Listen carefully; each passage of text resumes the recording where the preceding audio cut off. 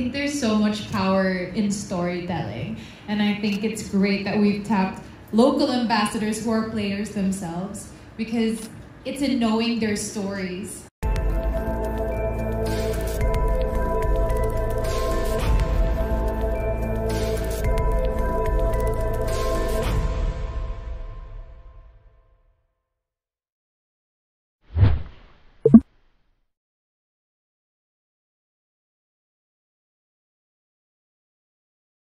Thank you. I think there's so much power in storytelling, and I think it's great that we've tapped local ambassadors who are players themselves, because it's in knowing their stories and how they began and how the dream developed, how they're able to pursue it, that you're really able to empower talaga ako. If only height was the only requirement, no? But I think it's just one of those avenues that makes you so proud to see your country being represented. In any sport, really, and it translates over to pageantry. I think there's such a joy in being a part of a community that's all cheering for the same team. And also just seeing those stories. I really am a lover of stories, especially when there's stories of overcoming obstacles, overcoming challenges. And you see that in every player that steps on court. They're representing something. Whether it is they're carrying their country or they're carrying the overcoming of their journey. And I think that's something that should be amplified. So as a spectator talaga ako, hindi ako nasa court. Maybe when we do our traveling in the provinces, I'll try my best.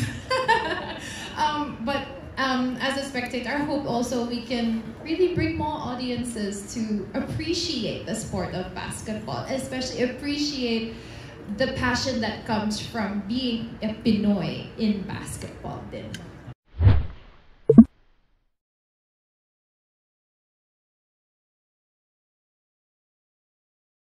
It's the tension that I think is on court. We do love that entertainment that it gives, but again, it's seeing the journey unfold. I think it was mentioned kanina, there is the joy of the journey in being either a former player or a player or someone who wishes to see themselves on a court in the future.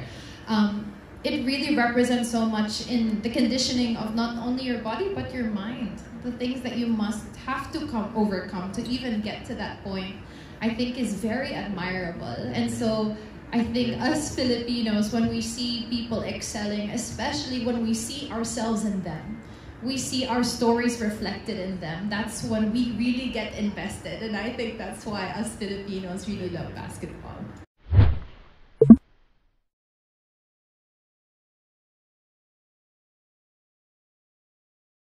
Sino ba naman hindi kikiligin? Of course, we're very, me personally, I'm very honored to be working with our Miss Universe, diba? Actually, this is my second time working with Catriona. Actually, sobrang very inspiring all the time. Every time na, alam naman natin, every time na magsalita, so it's very inspiring, and sobrang yung pagmamahal niya sa Pilipinas, talagang Pilipinas at saka sa Pilipino, especially sa mga bata. And ganoon din kami, as an ambassador siguro, we're here to, to inspire also, not only the players who's gonna play for the 2023 FIBA World Cup, but also the Filipinos, and especially the kids who inspire to be a basketball player, most especially the mga bata. So siguro our goal here is not only to promote and to parang ipakita yung culture ng Pilipinas. We're here to inspire also, most especially. And I think every time Catriona do his guesting or saan man siya magpunta, I'm sure a lot of people, marami siya nai-inspire na especially mga bata. And ganun din kami. Yun yung goal namin dito, to inspire younger ones, to be, again, na ma-inspire. Someday, maging katulad din namin or maging katulad ng mga players na lalaro for the FIBA 2023. How about si Gary, na may big smile nung makatabi niya na si Catriona?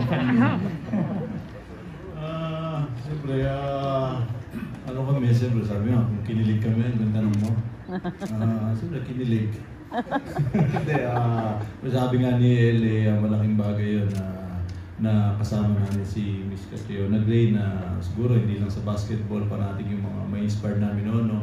Siyempre, kung may pumunta kami sa iba-ibang probinsya natin dito, ma-inspire din yung mga kababaihan na nag-inspire din para kung maging isang pinibiling Pilipinas na para sa kanya at kasama natin na umiikot at pinupromote natin yung FIBA World Cup na darating mag-ano po next year. Yun lang. Thank you. How about to Catriona?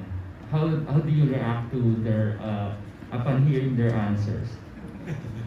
Flattered. Flattered. But I also really appreciate the opportunity to be surrounded by people who are so passionate about what they do and about their craft, and who at the end of the day want to allow people or give the opportunity to others to reach their same level.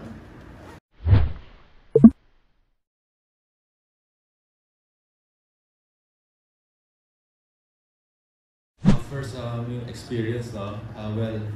Nag-start in 2011, 2012 tayo nag-start sa Jones Cup, no? So, nung start kami, hindi lang puro basketball kasi meron kami mga Kuya Gary, Kuya Ranidel.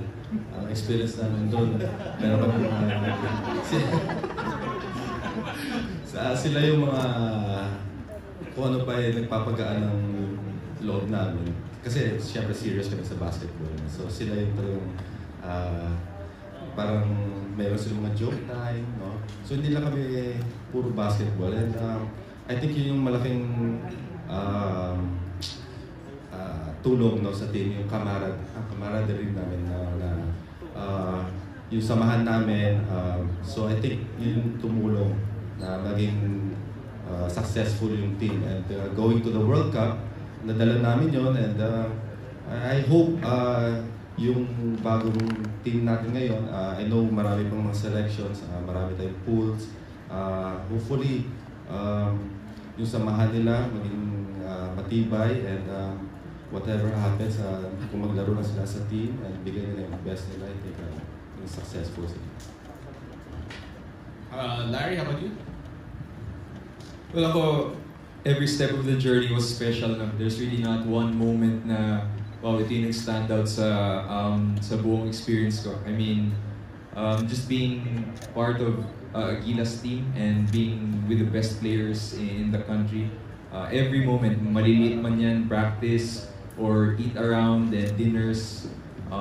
Yeah, I cherish all those moments And, you know, as ambassadors, hindi lang kami ito Lahat tayo ambassadors dito We would not have reached the World Cup and qualified without everyone here. I mean, I just remember siguro yung sa Mall of Asia na yung buong arena talaga yung sumisigaw ng Laban Pilipinas Puso, diba? And sobrang nakakaano yun, na hindi lang Hinebra yung naririnig namin for a change, diba? Buong chinicheer yung Pilipinas, diba? So, this whole event is for all of us. Now, we have such a huge responsibility and privilege for all of us to promote this event and make sure that this becomes the best basketball event here in the Philippine history.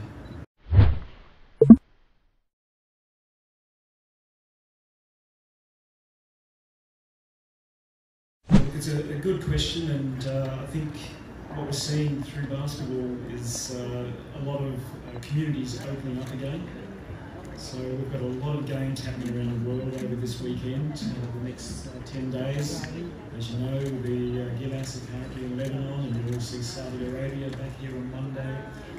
We're seeing people come out, attend games, start to cheer again. So we're starting to see a connection and passion through the communities back to the sport, through sport. So that's pretty exciting that we can, as a sport, and really help the community get back out there and start to feel a little bit more alive, a little bit connected to everybody else. So, you know, you're going to see it live and here on Monday in particular.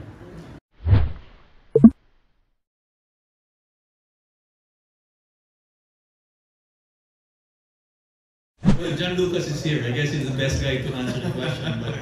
But we are getting a lot of interest, and I think, as you know, first big partner that came in was San Miguel, and thank you to RSA and to Kayo, Francis Chua, for making it happen. And we are, I guess again, John has a list of things that he's working on and has shown interest in. We're also working with government, to our chairman of the board, and Senator Sani Yungara. Of course, our vice chairman is Deputy Secretary Robbie Puno. So they're also trying to find ways how government can also help, maybe through the Department of Tourism. Because it is showcasing the Philippines. So a lot of effort being done there, and yeah, we need all the help we can.